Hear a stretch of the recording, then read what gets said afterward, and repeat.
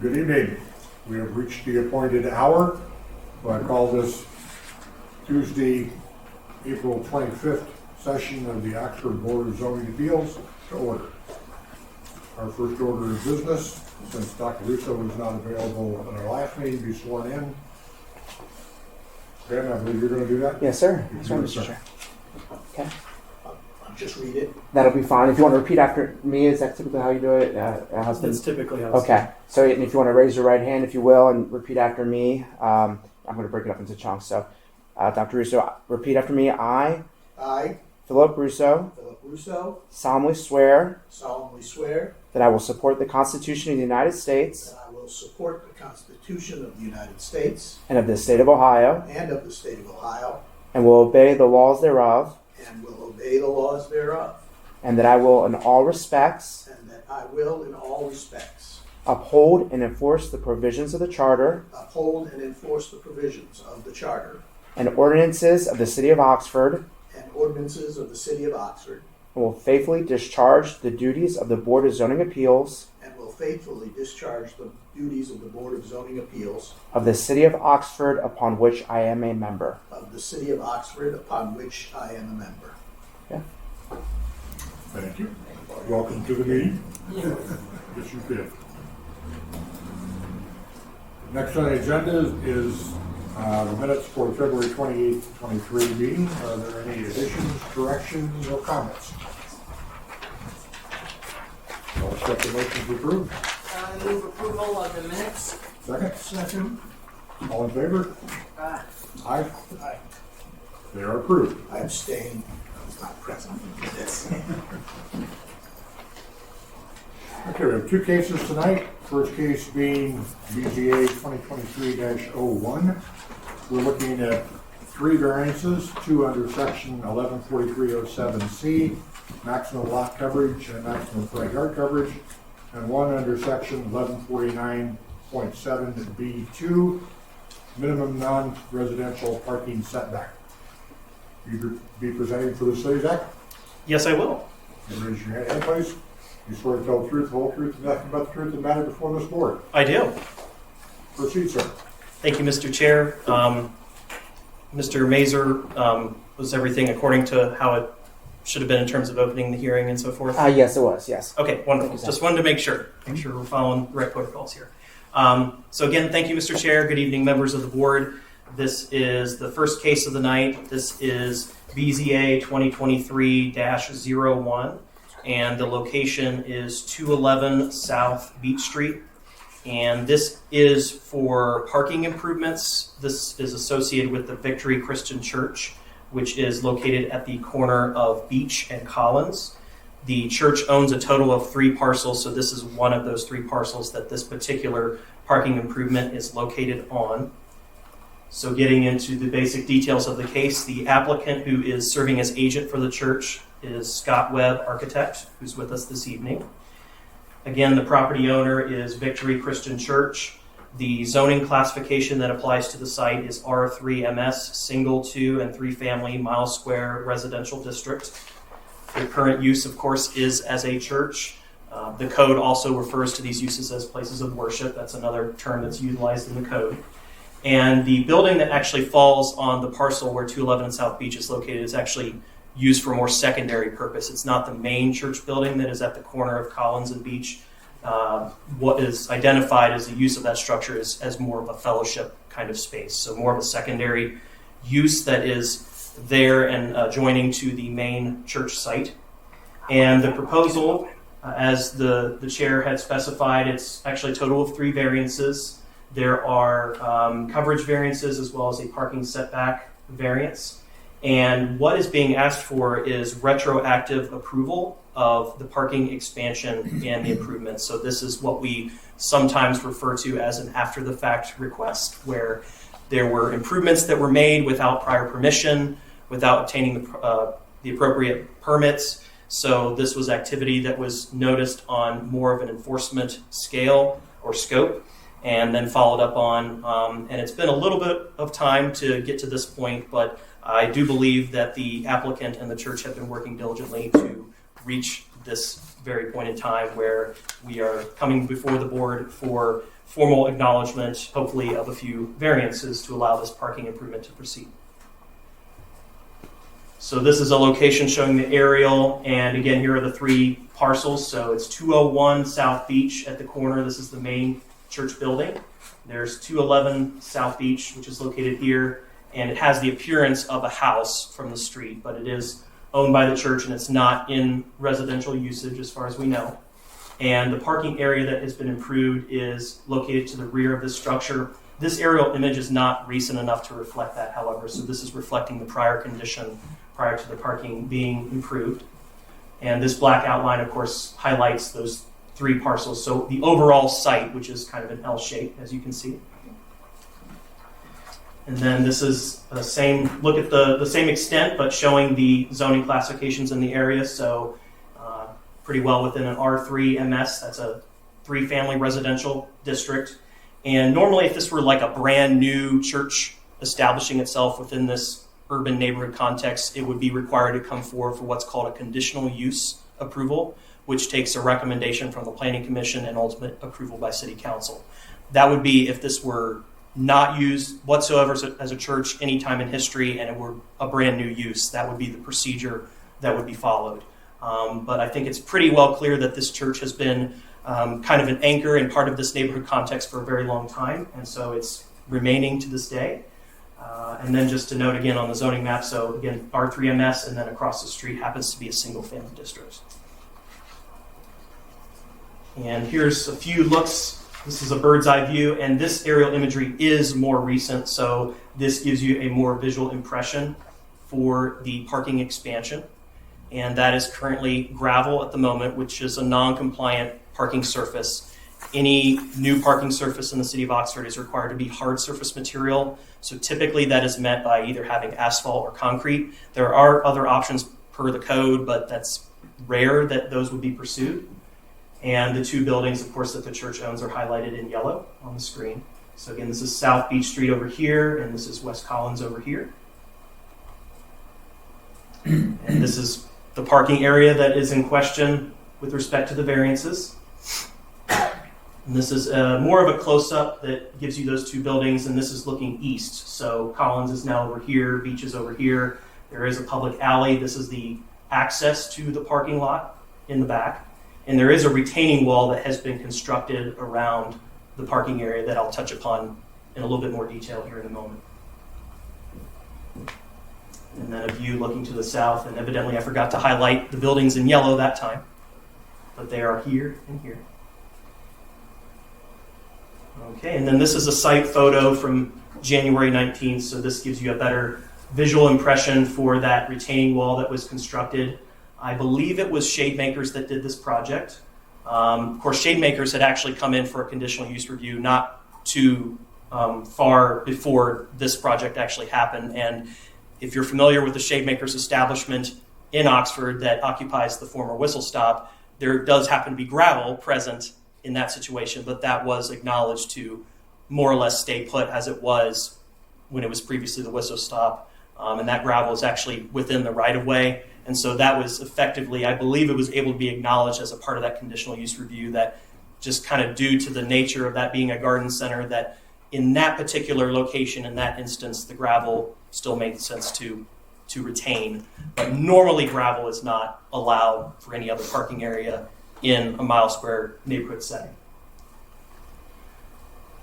And then this view gives you a look. There's like a little passageway that's leading up this slope here. And so the intent would be, if the variances are approved, that the church would pave the gravel, so it would be excavated or reshaped however it needed to be, paved with a compliant surface material, and then I believe this would likely be concrete walkway leading up to the sidewalk. And so the intent with that is if you have members of the congregation that are coming in, parking on a Sunday morning, and aiming to reach the church building, the main building, which is over here, it avoids them having to walk within that alleyway, which is kind of dual purpose in that it accommodates vehicles and pedestrians. This would be a walkway solely for the pedestrian to have a more direct route to reach the main church building.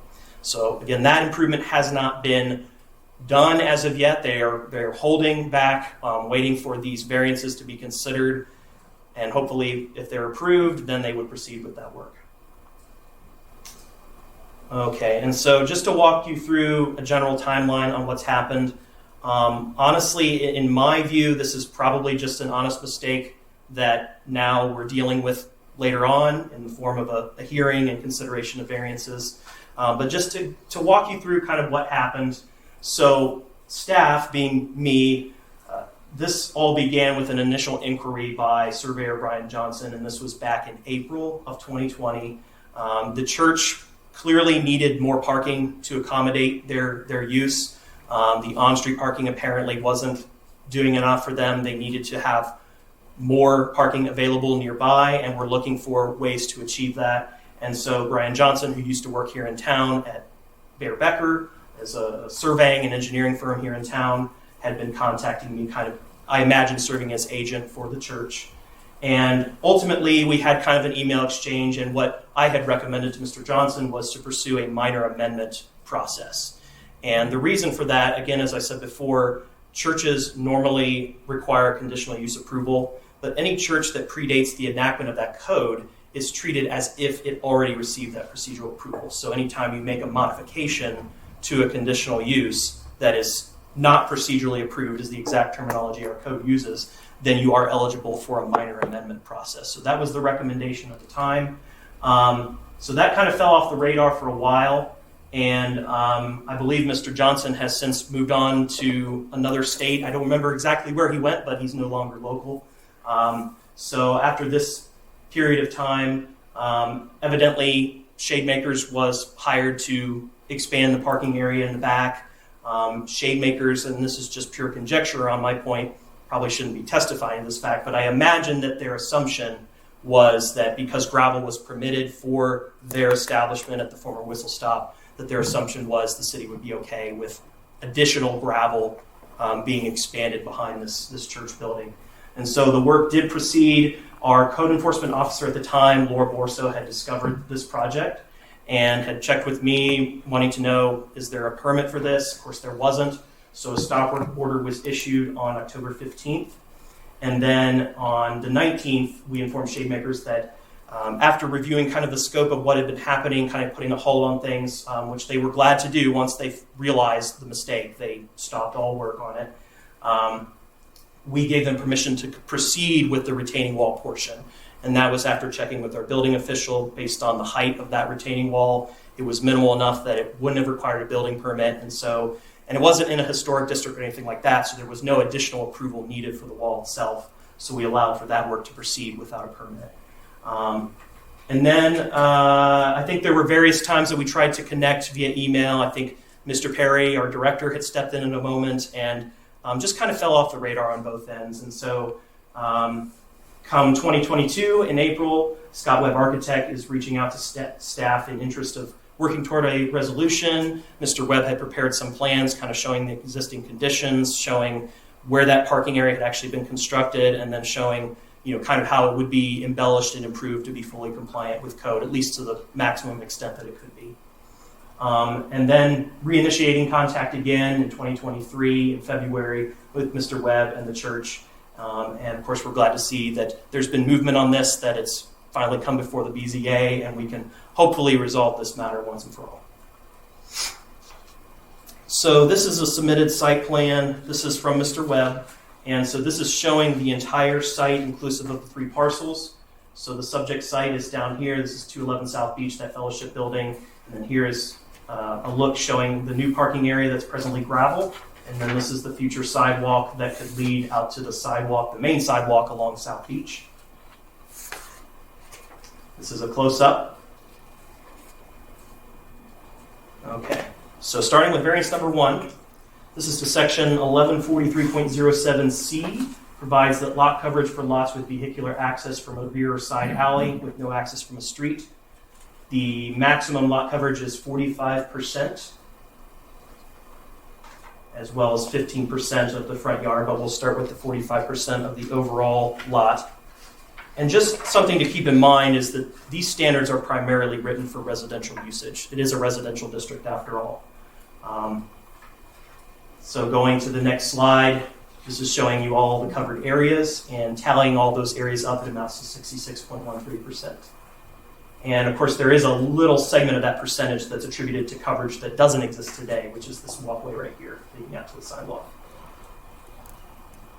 And then this is a 2020 aerial with that proposed coverage kind of overlaid. So this gives you an impression for the previous condition, which you can see with the aerial, various trees that were there, the previously existing parking area.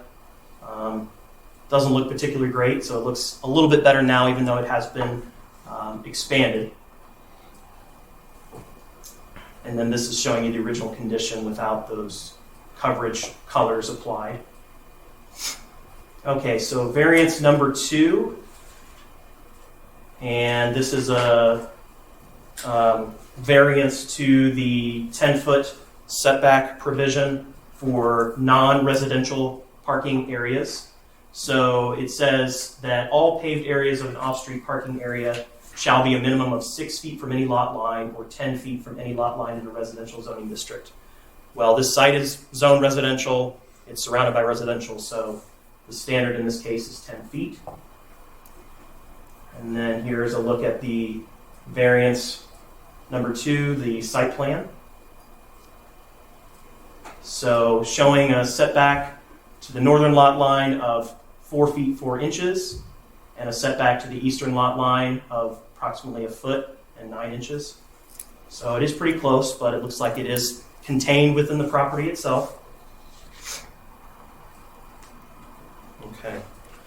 Was there a third variance that I thought I heard 2 on the the first. chair mention? Because we've got, on the first one, we've got the maximum lot coverage and front yard coverage. Under section 114307. Yes. And then the minimum non-residential under the 114907B2.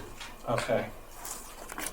So I apologize. Apparently, I did not. Sections, there are 3 separate variances. There are 3 separate variances. There are 2 variances that are to the same code section. Yes. And the reason for that is because they're in the same table in the code. I apologize. That was my mistake.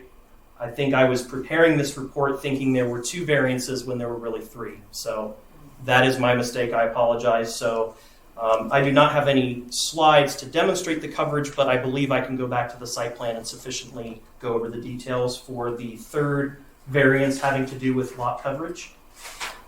So I can go back just one more. So the front yard area is here.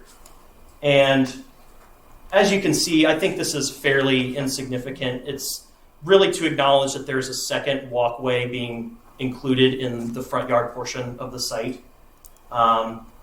These standards were actually recently amended. I believe it was in 2021 or 2020 to increase the percentage to 15%. It was previously 5%, which was virtually unenforceable because it was almost impossible to stay at 5% or under to even have a single 4-foot wide walkway leading to a porch. So we purposefully increased that percentage at the time to 15%, which in a situation like this with a narrow lot adequately allows for a single walkway. But again, these standards are written for residential usage primarily. And I think in this case, because it is a different kind of land use, it makes sense to have an additional pedestrian connection between a parking area and your main structure that in this case probably calls for special exception to the rule. So again, to summarize, the reason for the front yard coverage request is to add this additional walkway in front. And according to the report, thankfully it's mentioned in the report, the resulting coverage is 17.98%, so just a little bit above the 15 to get you there for the 2 walkways. Okay, so I will go to the decision criteria now. So in accordance with section 1139.02C1, the burden of proof is upon the applicant to present reliable and substantial evidence that supports the request for variance. Furthermore, per section 1139.02C2, the BZA must find that practical difficulties exist that would render strict application of the code unreasonable. And in determining whether practical difficulty exists and strict application is unreasonable, you are to use the attached 8 decision criteria, which are reflected up here on this screen. And so I'll go through staff's assessment of each of these criteria. So with criterion A, our determination on this one was inconclusive. This is whether the property in question will yield reasonable return or whether there can be any beneficial use of the property without the variance. So the question of return is probably not one that aligns particularly well with the nature of this request at hand. It is true that the property is zoned residentially and thus could support a more conventional residential use like others that are common in the neighborhood, like a single-family home. This property at 211 South Beach could be a single-family home, potentially, if that was the intent for it. It is clear the property benefits church functions by providing parking for Sunday worship or other miscellaneous activities throughout the week. It is unclear whether the variances are absolutely needed in order to enable the beneficial function for the property, for the present use or a potential future use. Criterion B is whether the variance is substantial, and in all cases, all 3 variances, we believe this criterion supports granting the variance. So given the contextual qualities of the neighborhood, the land uses surrounding the improvements, rear portions of lots that are behind houses like this and having access to alleyways, generally speaking, are perfectly acceptable natural places for quasi-public, kind of miniature, I like to call them miniature parking areas to be installed. So in this case, the literal text of the code is influencing the application of the standards in a way that may be construed as kind of contradictory to this spirit. Since a church/place of worship is classified as a non-residential use as opposed to a residential one, albeit in a residential context, more rigorous standards and requirements must be applied. This is despite the fact that once fully improved, the church's parking area will likely have an appearance that is perhaps unremarkable and indistinguishable from many other parking areas that are nearby and suited for residential usage.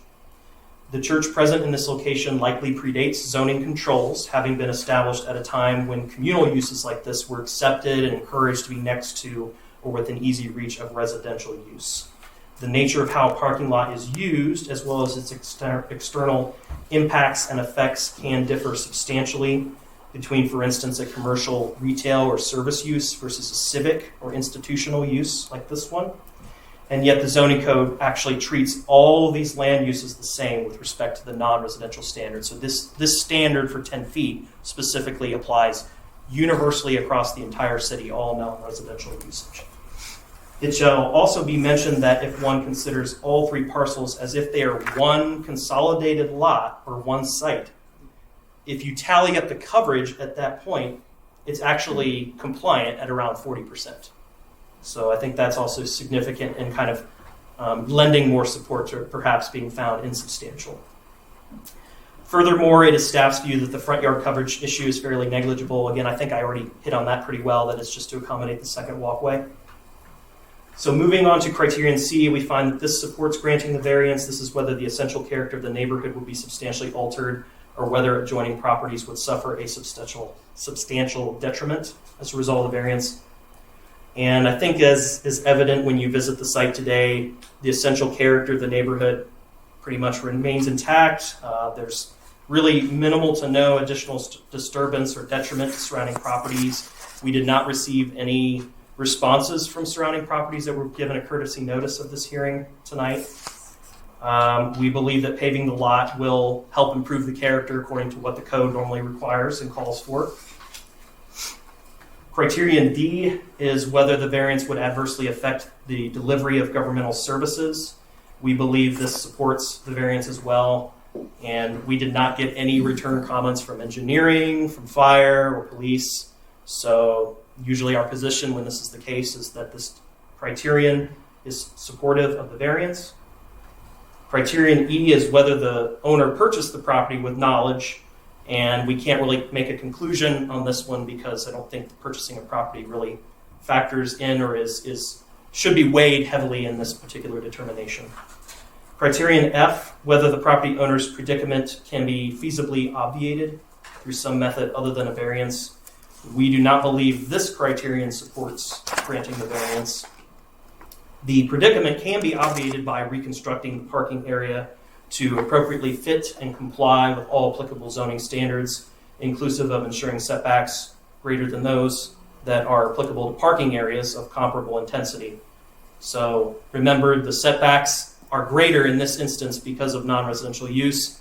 If this were a residential parking area, in other words, if this area were tied to or associated with residential, the setbacks would be much less than are required right now. It is true that this would come at greater financial costs to the church organization, though financial considerations of this magnitude, which are attributed to self-created hardships. It's no doubt this is a self-created hardship. It's probably an honest mistake, is staff's assessment. Financial considerations typically don't play a role in these kinds of decisions on variances and influencing the outcome. So with all of that together, we don't believe criterion F is supported or supports passage of the variance.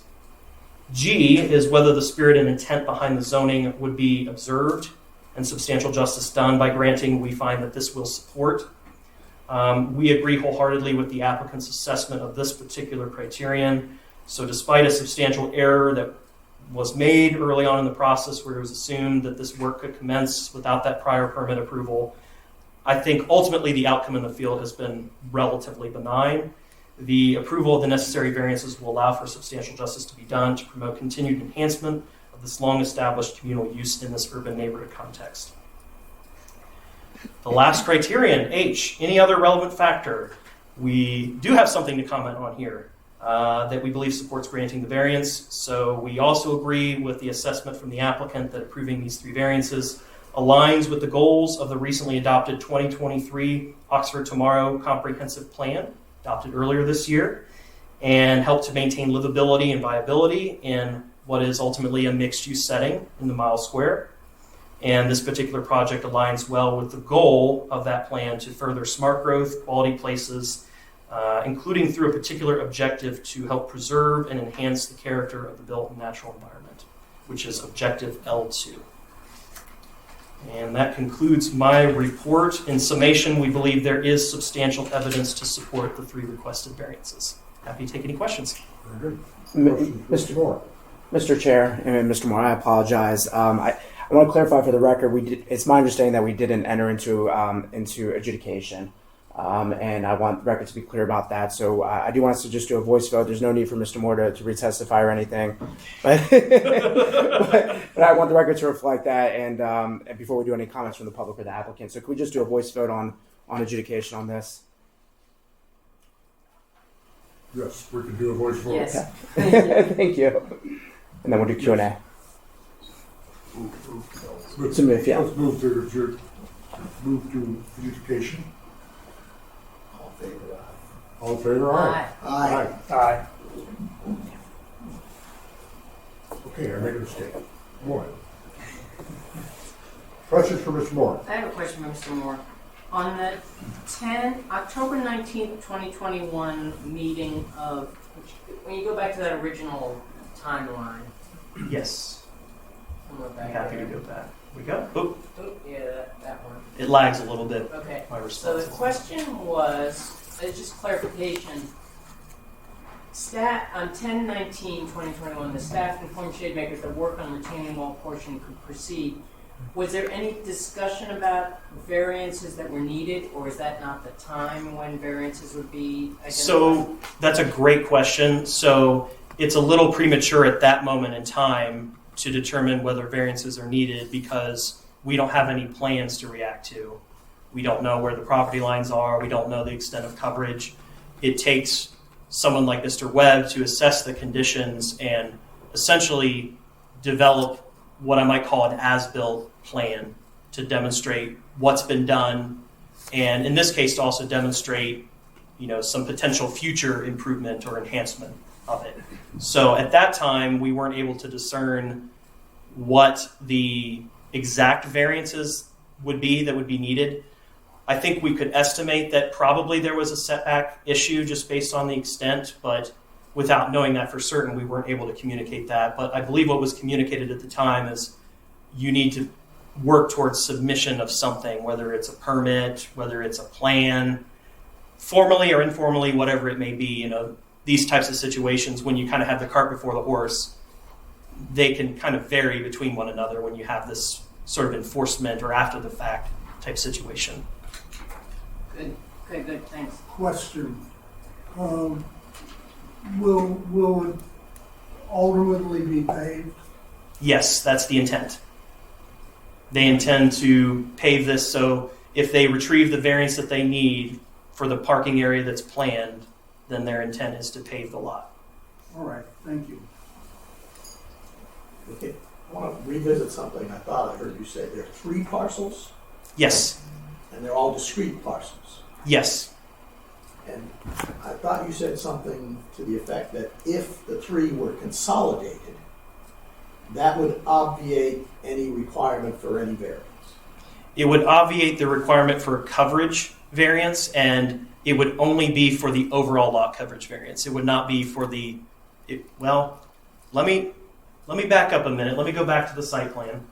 I know for a fact that the overall lot coverage variance would not be needed if you consolidated the lots together as one site, or if you were just viewing it as a hypothetical, that like sort of pretending that these 3 parcels as a single site, if you looked at it just the 3 together, then the coverage for those 3 together would be 40%, which would be under the 45 maximum.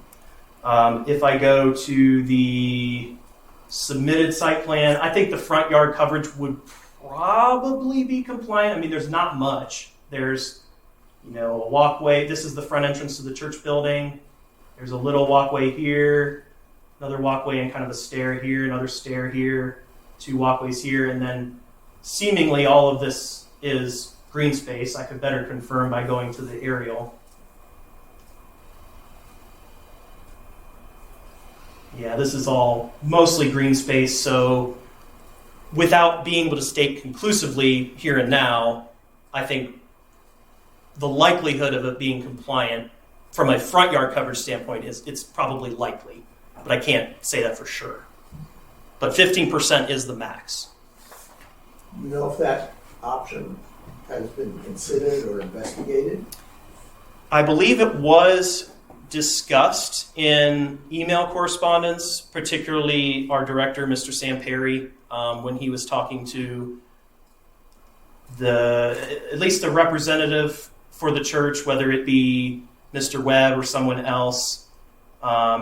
It's been so long, I'm trying to recall the exact details, but I believe one of the options suggested was to look into a consolidation of the lots together to preserve this as more of a whole site, a whole use, as opposed to, I guess there is a little bit more risk involved that if the church ever decided to sell 211 South Beach to someone else to change the use, then that could be done under code. It could be turned into a single family by right. It couldn't be turned into anything else but a single family. Do I think that the actual risk of that is high? Probably not, especially since the church is showing intent to invest in that part of the site to make it all one big, to link them all together, to have the use be tied to that particular area of town or that particular part of the block. Maybe the applicant can address this question. Any other questions? Just additional clarification. So the proposed paved parking lot, there was also a proposed paved sidewalk. Would that be leading to the residents or to the church? Just for clarification. It would be leading from this ramp right here, leading up to the public sidewalk. Okay. So then the path of travel, if you were going in through the front at least, would be to follow the rest of the public sidewalk along Beach and then Collins. Thank you. Other? Thank you, sir. Thank you.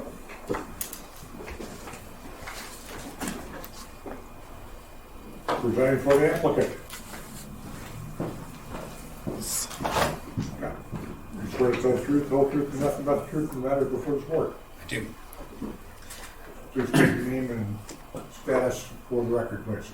Okay, I'm Scott Webb. I'm an architect and the applicant this evening representing the Victory Christian Church, who a number of members are here tonight to encourage us along to help them with their parking.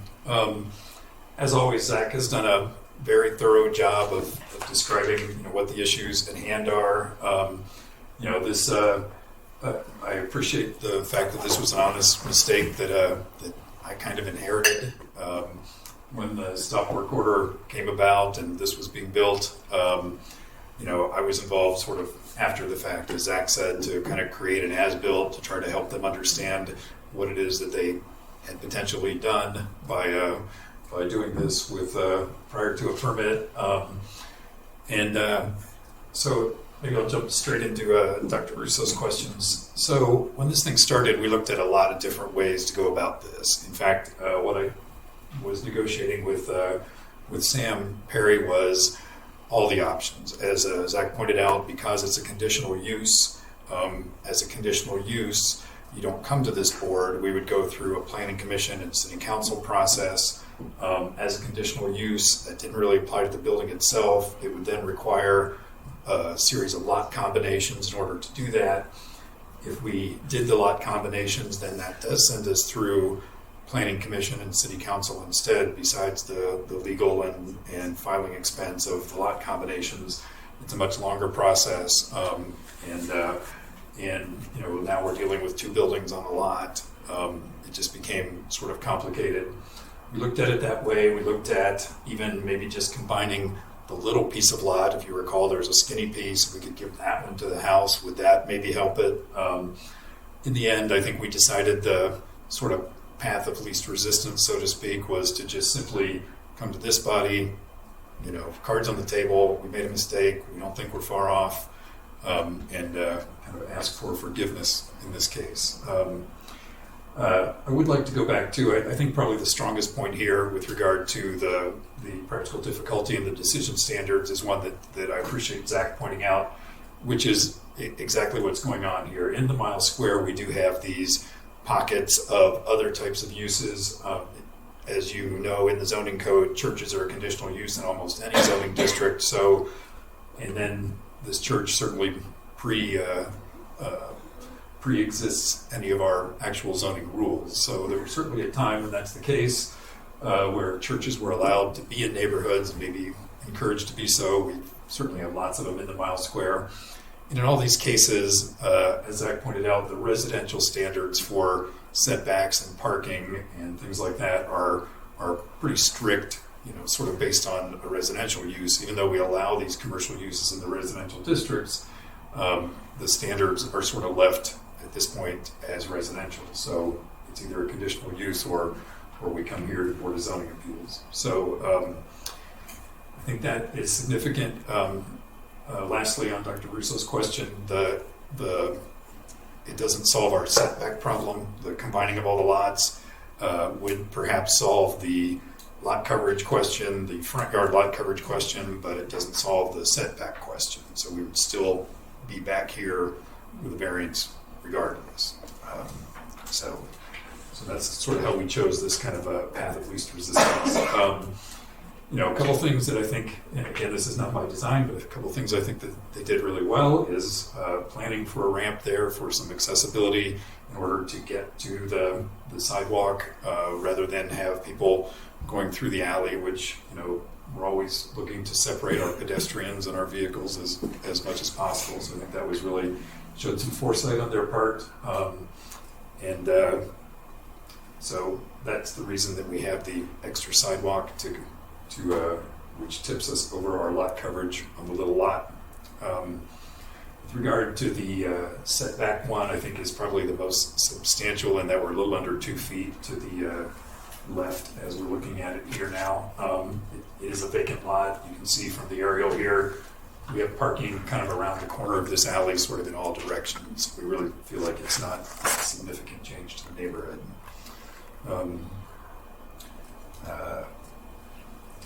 To Mr. Conrad's point, yes, we do understand that this will need to be paved, and the intention is to do so. There's no ramp there for the same reason there's no parking there. They were just sort of stopped in progress. So if I could, I'm typing this in. Oh, stupid. I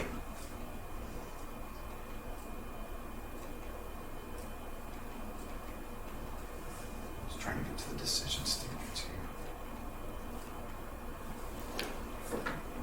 So, obviously, we would like to agree with staff. We feel that the variance is not substantial, while 66% to 45% is a little bit of math involved there. Again, I think it comes back to the notion of a residential standard being applied to this commercial use. We feel that the character of the neighborhood would certainly be improved, certainly for the members of the church on Sunday morning, and that able to find parking to attend. And we feel the spirit and the intent of the zoning code is met, and it certainly is in line with the new comp plan. So we would appreciate your consideration, and I'm happy to answer any questions. Thank you, sir. Questions for Mr. Webb? Will it be paid? Yes. It's required to be paved. It will be paved. Thank you. Is that entrance from the parking lot to the new path is a ramp, not a stairs? It looks sort of like stairs, but I couldn't see where. It's just gravel. There's just gravel sloped in there right now. There's nothing in there at the moment. But the intention was to have a ramp. Have a ramp. Any other questions? Thank you, sir. Anyone from the audience care to make a presentation on the subject? We appreciate Scott Webb and all the work that he's done, and Zach and Sam Perry. I was involved on the emails back and forth, and they did a very good job of representing where we had erred. And just to give you that backstory, we had... Ma'am, I'm sorry, do you mind coming up to the podium and you can testify up here? You sworn in. Thank you.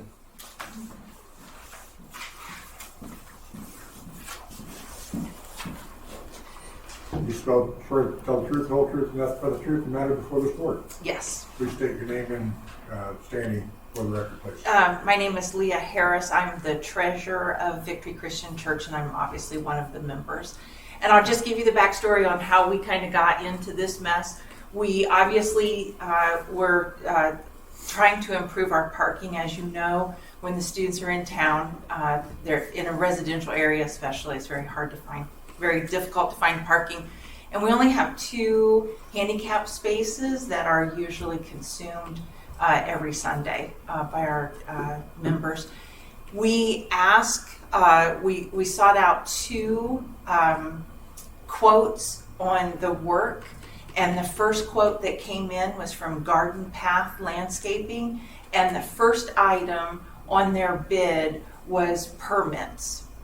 And I simply fell into the trap of everybody's going to seek the permits, and I simply did not look at the itemized listing from Shade Makers well enough. And obviously they got started, and then we got the stop order. And we did try to reach out to the enforcement officer, and we had scheduled a meeting with her, and then she got called to, look at some other issue. And when we had trouble kind of touching base with her, that was really when we kind of started working with Scott Webb to get us to this point. So, any other questions? Any questions? Great, thanks. Thank you, ma'am. Anyone else? With that, I would accept a motion to move from adjudication back to regular session. I move from adjudication back to regular session. For a second. Second. All in favor, signify by saying aye. Aye. We're back in regular session. Since, just as a point of order, since there are 3 separate variances, we will take 3 separate votes, but we can discuss it all as an open discussions or questions amongst the board.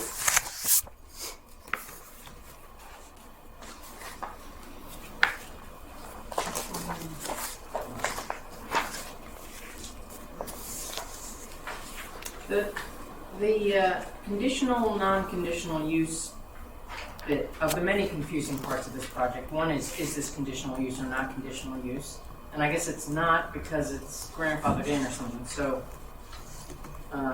that's not a topic pro or against. Maybe Zach can clarify. Is there some way we ought to think about that? Any you can help us think about The that? technical term for this use is a conditional use not procedurally approved. That is the technical term per Well, that code. helps. So it is grandfathered. Okay, Yes. so it's grandfathered. It's correct to say it's grandfathered. And you can approve variances to code for this grandfathered conditional use not procedurally approved. Any other comments, questions? Okay, in BZA 2023-01, the first variance under section 1143.07C, maximum lot coverage. We'll accept them. So you need a motion We'll accept the to. motion. Yes. Okay, so I make a motion to approve section 1143.0C for maximum lot coverage. And you want me to go through the decision standards? Yes, ma'am. Property in question. I can never get the. I think it cannot be used. I believe the church cannot use this beneficially without the variances because of this parking problem we've had for many years. B, the variance is not substantial. C, the essential character of the neighborhood would not be substantially altered by the variance. And D, the variance would not adversely affect the delivery of government services. And keep going. I forget how many of these we need. Many as you wish. Okay, The and more the E. better. Okay, and E, the property owner. It's inconclusive whether the property owner purchased the property with knowledge of the zoning restrictions. F, the property owner's predicament cannot feasibly be obviated through some method other than the variance. That's my argument, I believe. G, the spirit and intent behind the zoning requirement would be observed and substantial justice done by granting the variance. Very good. We have a motion. Do we have a second? I second. We have a motion and a second. We'll call for a roll, please. Ms. Rumanier, Yes. Mr. Conrad, Yes. Mr. Smith, Yes. Mr. Russo, Yes. and Mr. Ames. Yes. Okay, that first variance is granted. Variance number 2 in BZA 2023-01, still under section 1143.07C, front yard coverage. We'll accept a motion on that variance. I'll make that motion to approve 1143.07C for maximum front yard coverage. I move acceptance that the board adopt and make and accept, and the decision standards are the property in question. Again, that question always bothers me. It cannot. The property cannot be used beneficially without the variance. B, the variance is not substantial. C, the essential character of the neighborhood would not be substantially altered. D, the variance would not adversely affect the delivery of governmental services. E, that one is irrelevant. E, F, the property owner's predicament cannot be feasibly obviated through some method other than the variance. And G is the spirit and intent behind the zoning requirements would be observed and substantial justice done by granting the variance. Thank you. We have a motion. Do we have a second? Second. We have a motion and a second standing. Roll call, please. Ms. Rumanier, Yes. Mr. Conrad, Yes. Mr. Smith, Yes. Mr. Russo, Yes. and Mr. Ames. Yes. On the third variance of BZA 2023-01, under section 1149.07B2, minimum non-residential parking setback, I would accept a motion. I guess I'll make this motion too. So I move approval of this motion for 1149.07B2 for minimum non-residential parking setback. Going through the decision standards, the property in question cannot be used beneficially without the variance, so it's supporting the variance. Second one, B, the variance is not substantial. C, on our document, it's got different letters, which is why I'm faltering here. C is the essential character of the neighborhood would not be substantially altered by the variance. D, the variance would not adversely affect the delivery of government services. I'm going to skip E because of the original purchase of the property. F, the property owner's predicament cannot be feasibly obviated through some method other than a variance. And G, the spirit and intent of the zoning requirement would be observed and substantial justice done by granting the variance. Yes, sir.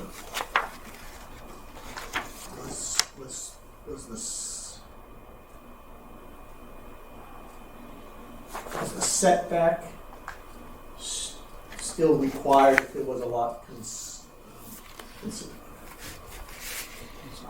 consolidation? Yes. We have a motion standing. Do we have a second? A second. We have a motion that's been seconded. The roll call, please. I would like to qualify that should the property be sold, the church and the particular property be sold, might there be a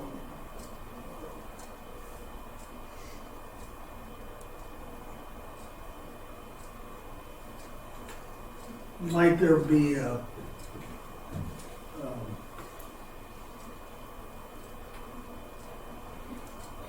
variance to the sold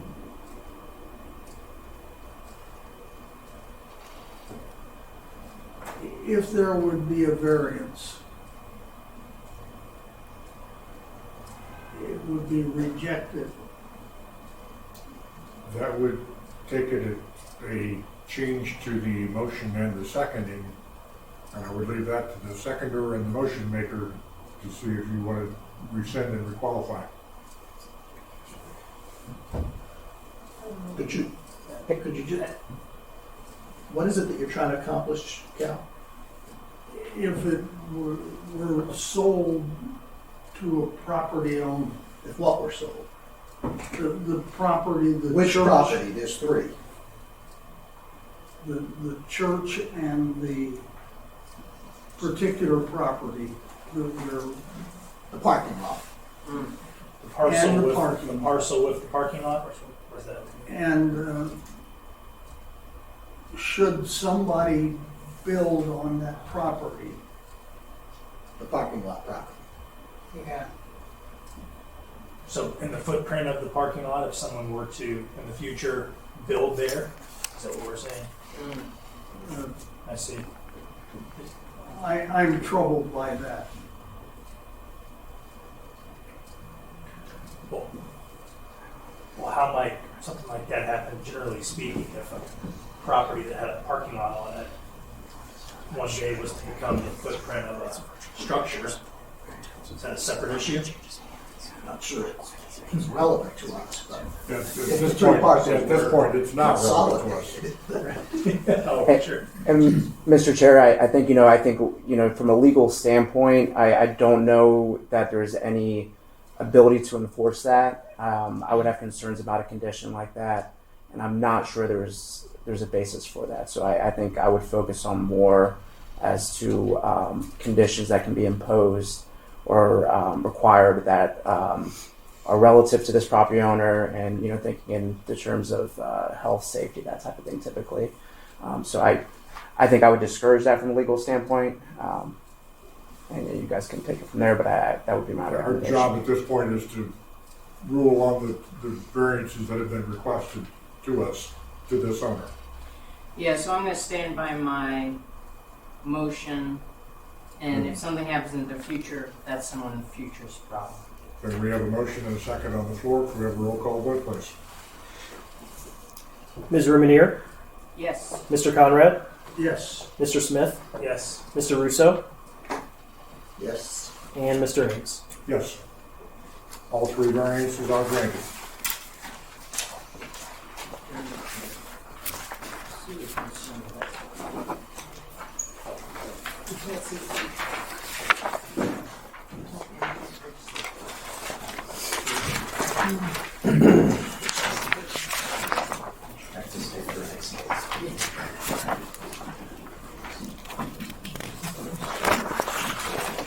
Thank you.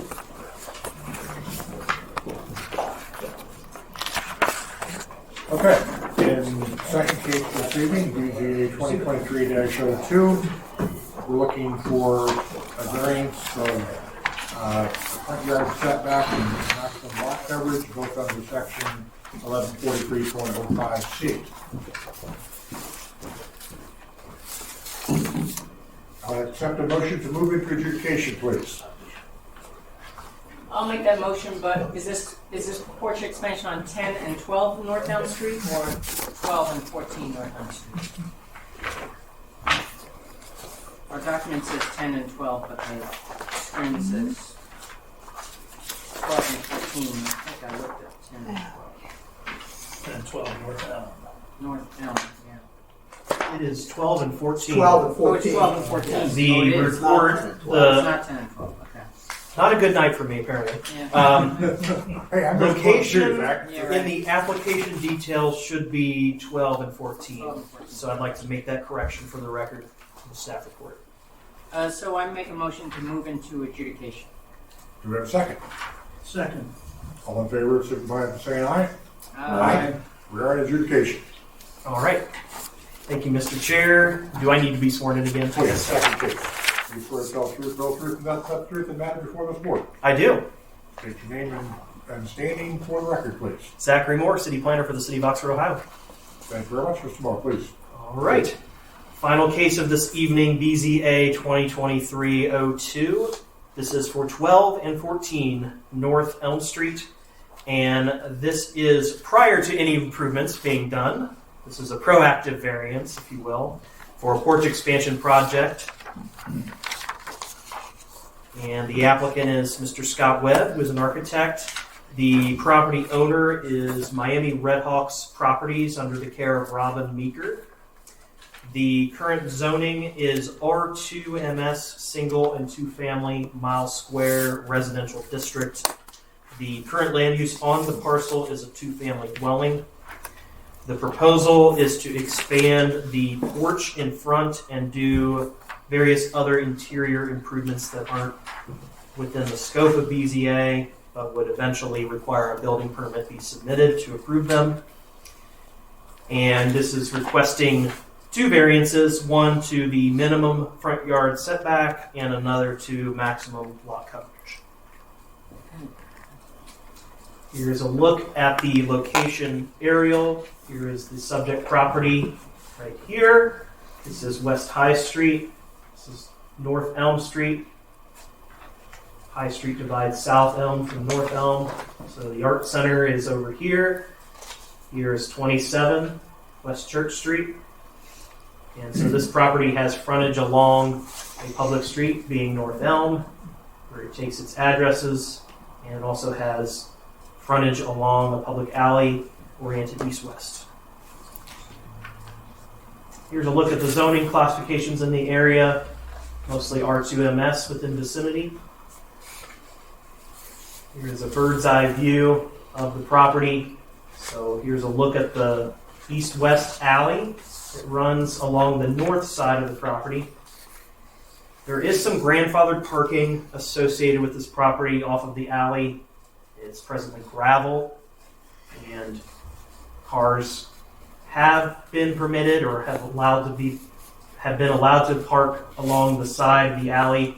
We typically wouldn't allow this type of arrangement by right, but it is pre-existing. And here's the structure itself. And these are site photos that were taken by the applicant, so showing both angles from North Elm. So this is a good angle showing you the public alley that is mostly asphalt, and then showing you the gravel area that kind of comes at an angle here from the intersection of the sidewalk and the asphalt. And then there is a very small porch, might even call it a covered stoop in a way, here at the front of the property. So that is the porch that's supposed to be enhanced and expanded. And then of course this is the public sidewalk here. And here is a look at the 2020 aerial imagery that we have access to. And I have outlined for you the property lines as closely as I can, according to the plans submitted, and overlaying them on the aerial here. This red dashed line, so this little strip in here between the yellow and the red, is what's called vacated right-of-way. Vacated by ordinance in the early 1800s. The then village of Oxford removed portions of its right-of-way and ceded them back to the property owners. So this is still private property, but on the tax map and the recorded plats of the city, it shows as vacated right-of-way. So that's all that's showing there. Here is the submitted site plan. So so the porch is right here, and then I'll walk you through the various details involved with the setbacks and the coverage on the next series of slides. But this is the look at the overall plan. And this is a variance to section 1143.05C, provides the following setback provisions. So in the front yard, it's a minimum of 20 feet. The rear is 35, and the side is 7. So the front is what applies to the variance in question. Rear and side don't come into play. And then here is a look at some of the various setback distances. So the blue would be the minimum per code. That's 20 feet. 16.5 is the minimum possible by right if you have an established block that has the average setback set at up to that distance. Haven't actually done that analysis, I'll admit that, since they're requesting greater than 16.5 feet. But just kind of looking at this block more from a casual stance, I think it's clear, at least with respect to the structure that's immediately across the street, that there are some encroachments already within the minimum setback. So certainly this is an established block in our town that is not already meeting the minimum requirements if structures were being built brand new. The existing porch is already set at 10 feet. So this area here that has a greater degree of hashing, which the next slide I'll show you in a little bit more color detail exactly where this expansion area is occurring. But as I understand it, the entire porch is going to be replaced. But it's going to be replaced at the same setback distance. There will just be a greater degree of encroachment, so a longer line of porch that will be set back at the same distance. Should have just gone to the next slide. So the blue is showing you the existing footprint of that pre-existing porch, and the orange is showing you where it would be expanded to. Second variance is for lot coverage. So the code divides the lot coverage standards according to whether you have access from a public street or from an alley. And it's the same for the total lot coverage maximum, whether it's vehicular access from a street or an alley. I think I highlighted the wrong one. Again, apparently not my night. But it's 45% regardless. So that is the standard that's being considered. And then here is a look at the site plan again and showing the covered portion, which amounts to 52%. That's 7% higher than the maximum. And the new coverage is shown here for that porch expansion. So the applicant has also provided a rendering showing the intended condition if the variance was approved to allow for the expanded porch. So flipping from the existing condition, and this is the intent behind the improvement. So if the variance were successful, likely the applicant would come in for a building permit that would achieve these exterior changes to bring the structure closer in line with mile square design guidelines, making it more traditional in nature. Apparently Siri agrees. Something like Siri. Something I said must have, triggered her. So this is, again, a more traditional look to the structure, which is something that the code generally encourages should happen. Of course, it is encroaching into that setback and adding some additional coverage to the site. Okay, so I'll go to the decision criteria at this time. In accordance with section 1139.02C1, the burden of proof is upon the applicant to present reliable and substantial evidence that supports the request for variance. Furthermore, per section 1139.02C2, BZA must find that practical difficulties exist that would render strict application of the code unreasonable. In determining whether such difficulties exist, which are sufficient to warrant adoption of the variances, the board shall use these 8 decision criteria, A through H. We believe that criterion A does not support granting the variance. This is whether the property in question will yield reasonable return or whether there can be any beneficial use of the property without the variance. We agree with the applicant's assessment that the property may continue to yield reasonable return without this variance. Obviously, it can continue as a 2-family dwelling. The reason for this request is simply to voluntarily upgrade this property in a beneficial and meaningful way that is going to be in keeping with the neighborhood fabric. Criterion B is whether the variance is substantial. We find it supports granting the 2 variances. The requested variance to the coverage would only increase the pre-existing lot coverage by 1.14% or 84 square feet and essentially maintain the pre-existing setback of 9 feet 4 inches. A variance is needed for the setback because, again, the existing porch is being replaced and the degree of encroachment is increasing from present state. We do not find either of these variances to be substantial.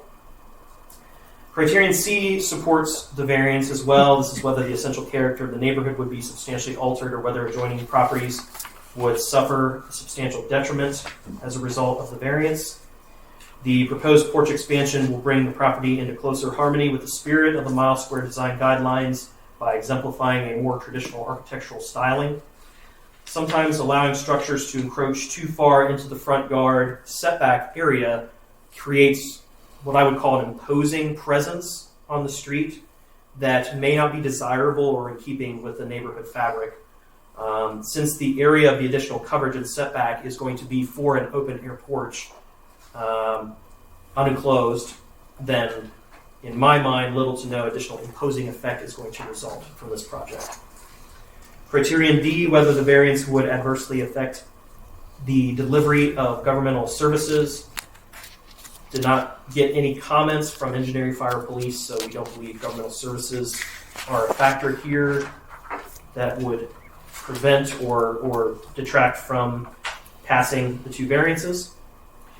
Criterion E, whether the property owner purchased the property with knowledge. As the applicant admits in his letter, the property owner was not initially aware of the restriction. Again, we don't feel that this criterion in this particular case lends a lot of weight, despite the fact that it does not support either variance. Criterion F, whether the predicament can be obviated through some method other than a variance.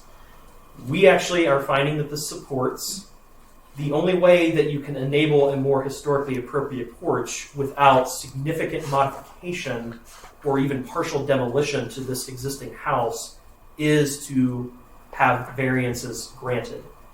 Though not inextricably tied to the property's financial return, staff believes the desire to improve the property in this way constitutes a reasonably valid predicament that should be given weight to this decision.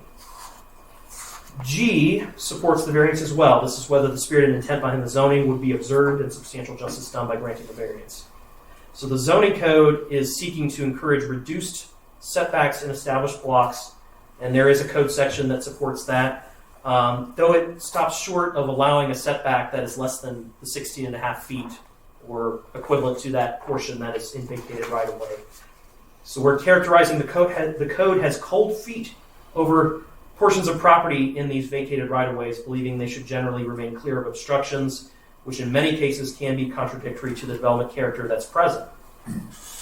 Staff agrees with the applicant's assessment that the policy intent behind the lot coverage standards is to try to help preserve green space, prevent overdevelopment, facilitating better stormwater infiltration as opposed to exacerbating runoff effects that often result from pervious surface. We believe the noble mission of the property owner and applicant in this case to improve this particular property in the manner presented fulfills a number of other city goals in a way that surpasses the need to observe the strictest compliance with coverage and setback provisions in this case. Finally, with criterion H, we believe there are other relevant factors that support granting the variance. We agree with the applicant's assessment that approving these two particular variances will align with the goals of the recently adopted 2023 Oxford Tomorrow Comprehensive Plan, aligning with the goal of furthering smart growth in quality places through objectives such as helping to preserve and enhance the character of the built and natural environment per objective L2. And that concludes my report. Happy to take any questions from the board members. Questions for Mr. Moore? I have a question.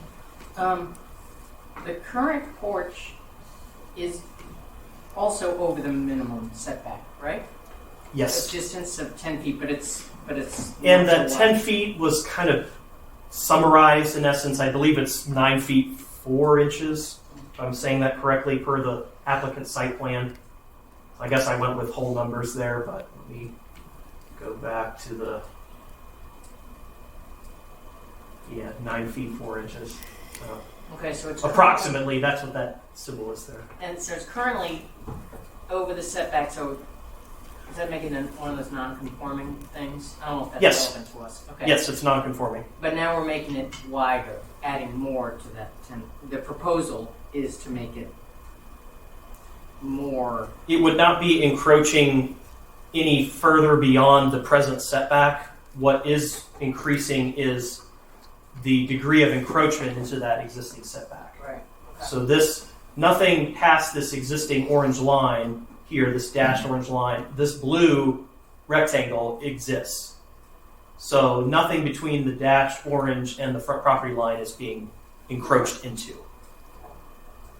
But when it comes to the zoning code, how we apply the standards, if you voluntarily demolish something and then build anew, you have to meet current code unless you get a variance.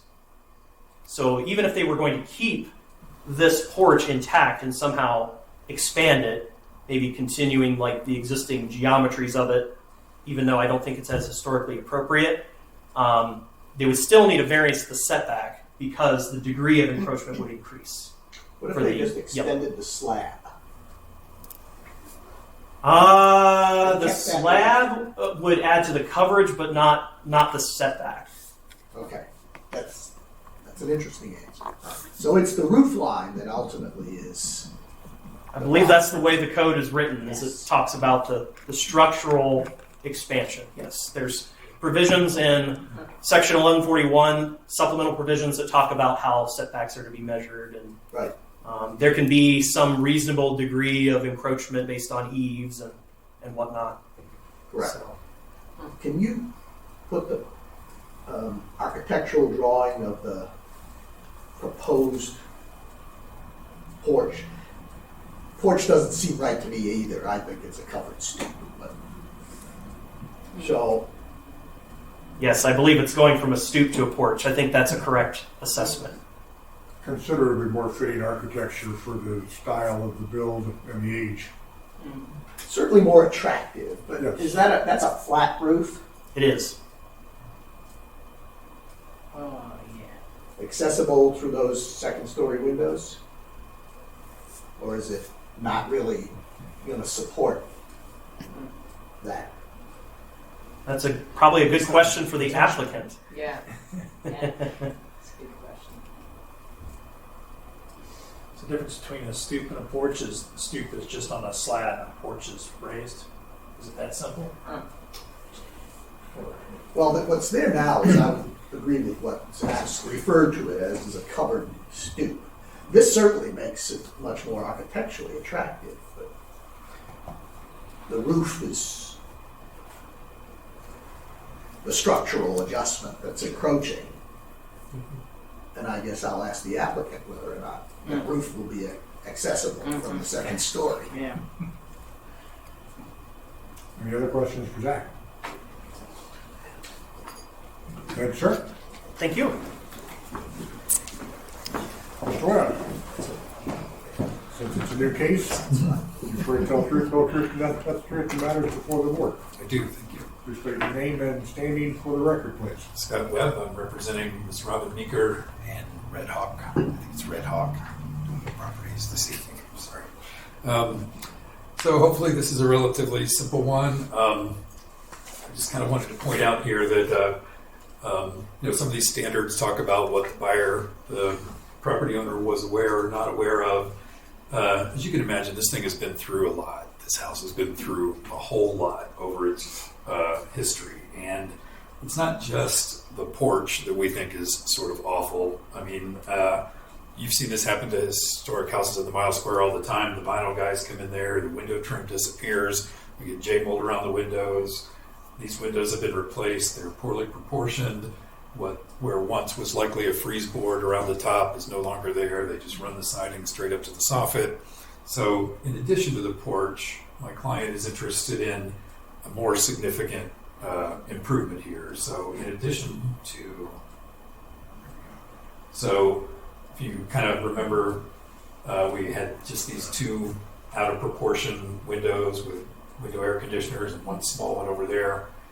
The intention now is to put that third bay back that we believe was probably always there. Likewise, putting the cornice trim back up. She's interested in doing some bracket work, and she's interested in also having some kind of figured and brackets and corbels and things like that on the porch.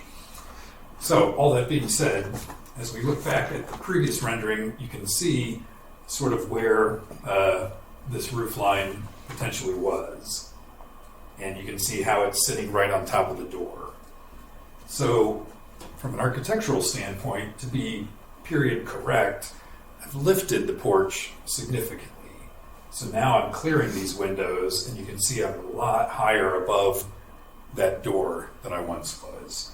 And in order to create this architectural style, I've got like 3 or 4 steps in here to create that cornice and the offset.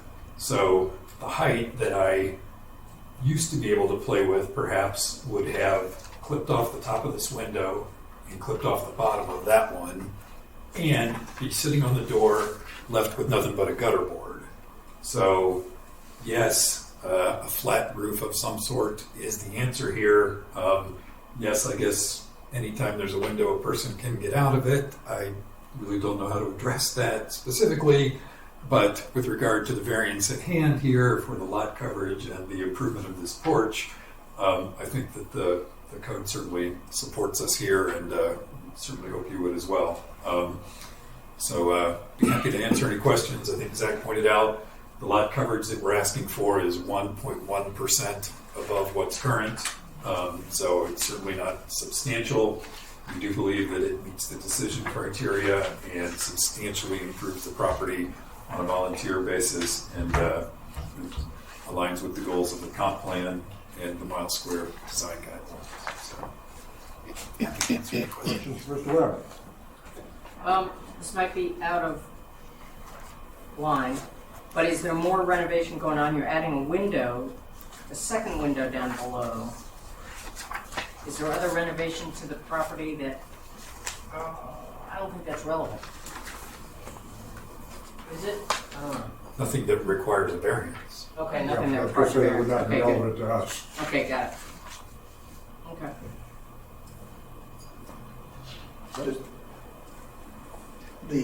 What's there now is just an almost ground level slab Yep. for the stoop. Yep. Is that, what is proposed, is that also going to be a cement slab, or is that a wooden porch? No, it'll be cement. We don't have a lot of luck with wooden porches on the front. From a maintenance standpoint, they don't last. It's not going to be, I can't lift it though, because you can see, oops, sorry, I got carried away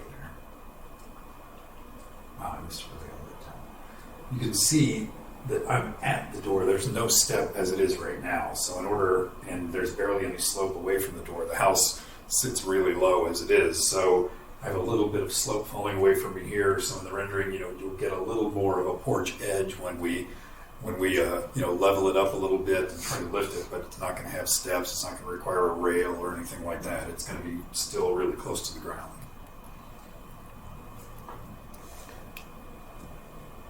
That's Other questions? Thank you, sir. Anyone from the audience wish to make? Everyone I brought left. Well, you brought your phone, he was talking to us. I don't want to say Accept the motion to move from adjudication back to regular session. So moved. I'll second. Been moved and seconded. All in favor, say aye. Aye. We are back in regular session. Just as a point of order, again, there are two variances, both based on the same code section, so we will take two votes. Commentary. I think I like this idea, but I'd like to know what other. The two requests are, for minimum front yard setback, that's the thing that's changing from a 1.14% increase. And that also contributes to maximum lot coverage. And what's the increase in the maximum lot coverage? Is that? That's the probably- one. 45 to 53%. Oh, that's the one. That's the 1.15. Right. Yeah, there's already a grandfathered lot coverage over the 45% max. Okay. So you still need a variance to the provision because you're adding more coverage, but it's only 1.14% in reality of actual new coverage for 84 square feet. Any other comments or questions?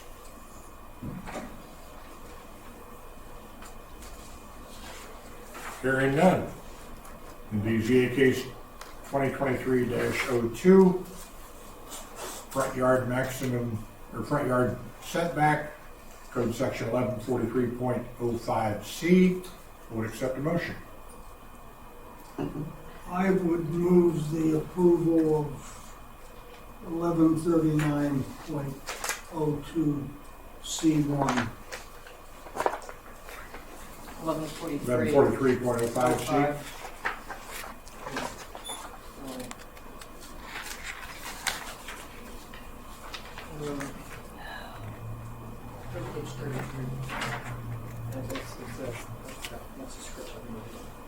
I would move the approval of 2023-02 for the variance. For the first variance, Okay, okay, 1143.05C. C, or minimum front yard setback. The first, so there are two here, and we have to vote on each of them. Would you care to cite the provisions, please?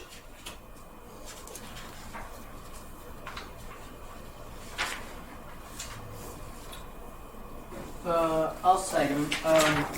The property in question, B, the variance, it supports the variance, decision standards B, C, D, F, and G.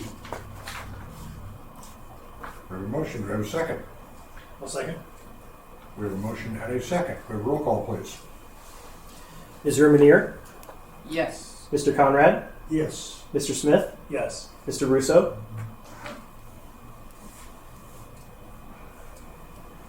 yes. Mr. Ames. Yes. On the second variance requested from BZA 2023-02, again under code section 1143.05C, maximum lot coverage. Would accept a motion, please. I'll make a motion to accept that second variance And in support of the variance are decision standards B, C, D, F, and G. We have a motion on the floor. Is there a second? I'll second. We have a second motion and a second. We have a roll call, please. Ms. Rumanier, Yes. Mr. Conrad, Yes. Mr. Smith, Yes. Mr. Russo, Yes. and Mr. Ames. Yes. Both variances have been granted. Future business, do we have anything for next month, Zach? Do not have any cases submitted by the deadline, Mr. Chair. So no Okay, cases then for May. I suggest we cancel next month's meeting. So, Any further questions or comments? I would accept a motion to adjourn. so moved. Second. All agree, stand up and leave. Yeah.